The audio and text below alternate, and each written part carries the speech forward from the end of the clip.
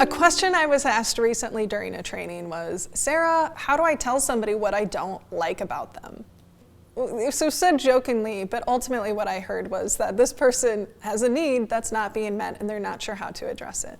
The first question I want you to ask when you're struggling with someone is the issue you're having with them a preference or a performance issue? And let me break down both. A preference is just a difference in how we like to approach our work, how we like to communicate, how we like the work to be completed. My former boss and I, we would always joke that I'm a work on it to the last minute, constantly tweak it, and she needed it 3 weeks in advance. Well, that's going to cause a tension point. That might not necessarily impact the performance, it's just a preference difference, right? And it's not that one person is right or wrong, they're just different. A performance issue is where perhaps I'm not delivering consistently the expectations that have been set for me. If you say, Sarah, you need to produce 20 widgets and I'm only producing 15, then that's a performance issue and that's a different conversation.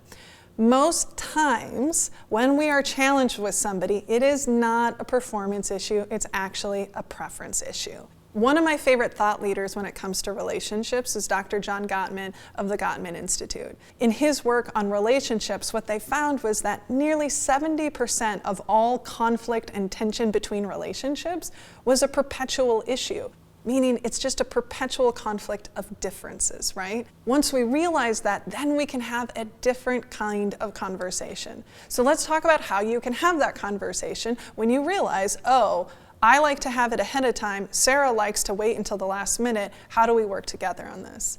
My boss might say, hey, Sarah, I know that you like to create up until the end, but for me to be successful, I need a couple of weeks to really sit with the materials, and so what can we do to make that happen, right? You see how it's not about blaming me or punishing me because of my style, it's just understanding that my style is different than her style, and how do we work together on this?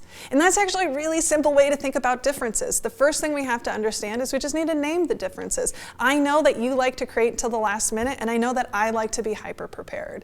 And once we name the differences, then we can take time to understand the differences, where they're coming from, how they show up, and more importantly, then we can move to creating from those differences. So knowing that you need this and I need this, what can we do so that we can both be successful? A relationship is ultimately, I have my land, I have my island, I have my needs, you have your land, your island, you have your needs, and for us to make this a powerful partnership, we need to create our island, right? How do we come together to create our land?